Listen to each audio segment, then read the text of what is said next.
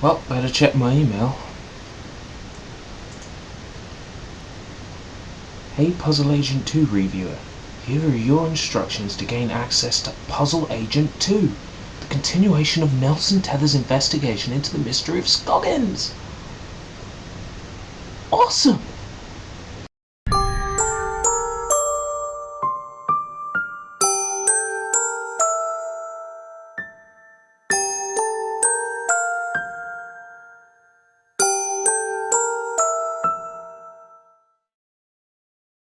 The Bureau's marking this case officially closed, but I can't leave it like this.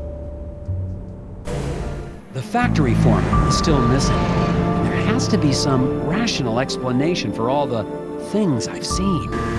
It's going to take all my vacation time, but I won't be able to relax until I've found Isaac Dabner and gotten to the bottom of this case.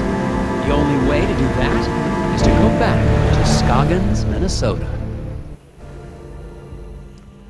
This is Puzzle Agent 2, the sequel to sleeper hit Nelson Tether's Puzzle Agent, released last year. Not really any different to the last game in the slightest, which is a disappointment. But I can sing its praises, as it offers more of the same, and the last installment was a few elements shy of being an outstanding game.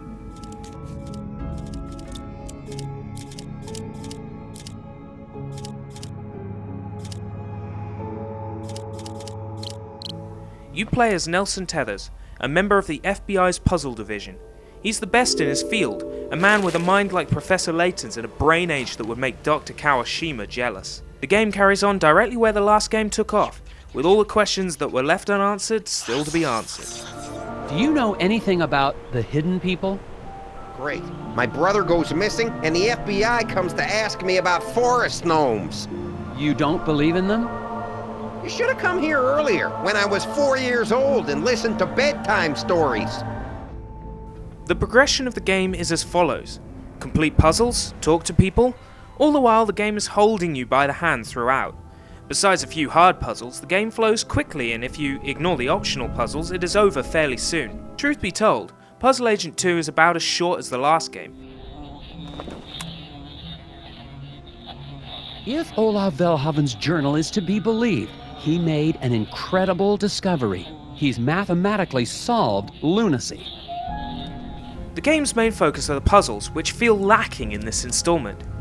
A lot of puzzle types are repeated from the first game, and the new puzzles are uninspired. A number of the new puzzles require prerequisite knowledge of the subject, which is unfair to the people who do not pertain that kind of knowledge. For instance, reciting digits of pi, or the number of days in a month. The graphics are the same style as the first game, which is to be expected, as this was one of the elements that really made Puzzle Agent stand out around this time last year.